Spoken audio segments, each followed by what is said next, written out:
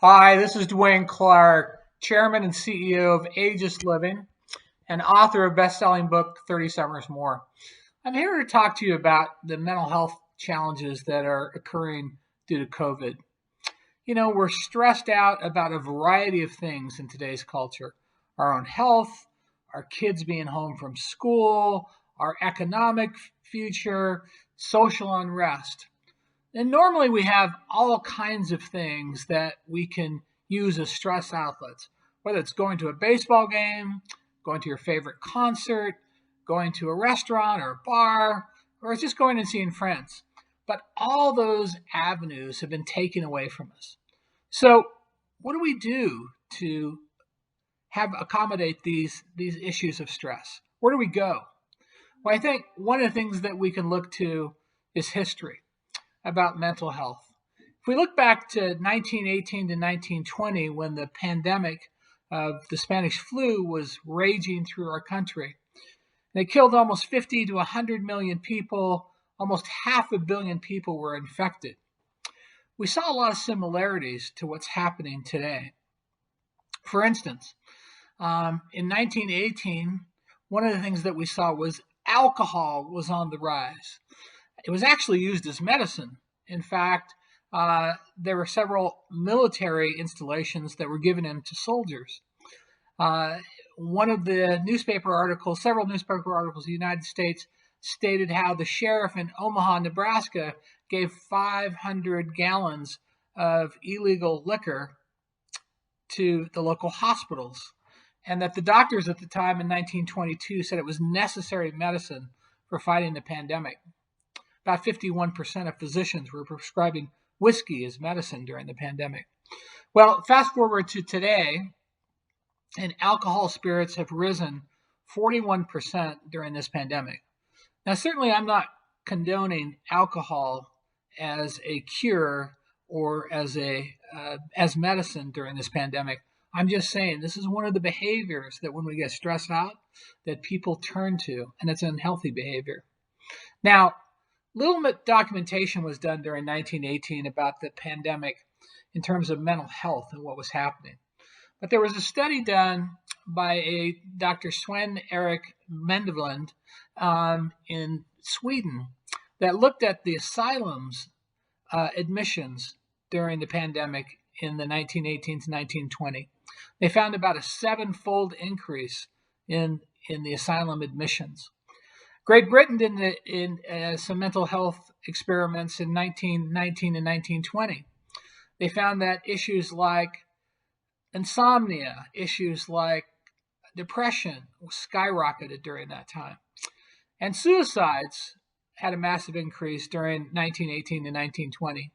In fact, in Seattle alone, one physician did a study that found out in 1919 we had about 55 suicides, 1920, 73 suicides, and 22, 91 suicides. Now, no one knows exactly why this went up, but they feel it was probably due to loss of a loved one getting sick and not being able to work, or their own economic downturn. So, one of the things that being the CEO of a company that has nearly 2,500 elderly, we had to do was really look at the mental health issues of our residents.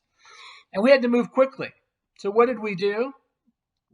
We had to really make sure that our residents were entertained, because due to licensing requirements, these people were confined in their rooms for an extensive amount of time. So we started our own streaming services with our staff actually volunteering various forms of entertainment, from cooking shows to comedy shows to playing the guitar to singing. We had to entertain our residents, and we had to entertain our residents and involve them in their own activities, whether that's making their own music videos or playing bridge in the hallway. We had to keep them entertained. Now, the other thing that we found out is that communication is vital and transparency is vital. So one of the things that we tried to do is over communicate, initially almost on a daily basis, with family residents as to what we were going to do, because confidence in who's caring for you was of the utmost concern. So both with families, with loved ones and with the residents themselves. We have daily and weekly communications. And then we realized that, well, these are not normal times. How are these people going to have human contact, which was a major issue? So we started Zoom rooms, chat suites, so people could talk on a daily basis with their family members. And we found that that wasn't enough, that although technology was important to help bridging this gap, that wasn't certainly enough. So what we did is we started having outdoor living rooms. And these outdoor living rooms then could allow people to visit outdoors in a protective way on each side of a plexiglass screen, a very tall, wide plexiglass screen.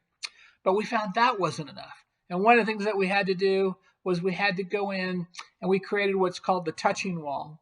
So with sleeves through these walls, with disposable sleeves, we made it so that our residents could hug and touch and hold hands in a way that felt like it was somewhat normal. And again, one of the things that we had to find out is we weren't always going to have victories during this COVID. And so transparency and communication was critically important. So we communicate good news first and bad news first. The last thing I will tell you is that people had to have confidence and expertise. And we didn't have the expertise that we needed to fight a pandemic in-house. So we went out and we formed a virus council made up of some of the world's leading experts, physicians that are working on vaccines, Chinese doctors, people that are naturopaths, people that are working in the emergency room with COVIDs constantly. And that gave our residents and our families great confidence that we were working with some of the experts in the world to really protect our residents. We went out and sourced PPE. And again, we had 7 months supply. We did it early and quickly. That gave them confidence in us. We went out and created new systems of ventilation through technology and so on. And that gave our families confidence. Now, I think one of the things that you can do during this time is really, really be protective of each other. One of the most incredible words of wisdom I got was from a 93-year-old resident. And I talked to her about if she was scared during this pandemic. And she said, you know, Dwayne, I've been through World War I, Korea, Vietnam. I've been through the 60s. I've been through a variety of crises in my life. And, you know, it's all about perspective. We have good doctors. We have food and a roof over our heads. We have great information systems. And that gives me confidence that this too will end. And at some point we'll get through this. And I think perspective is the last thing that I will leave you with. That 93-year-old's perspective of we will all get through this if we're supportive of each other and hang in there, we'll get through this. Thanks for listening.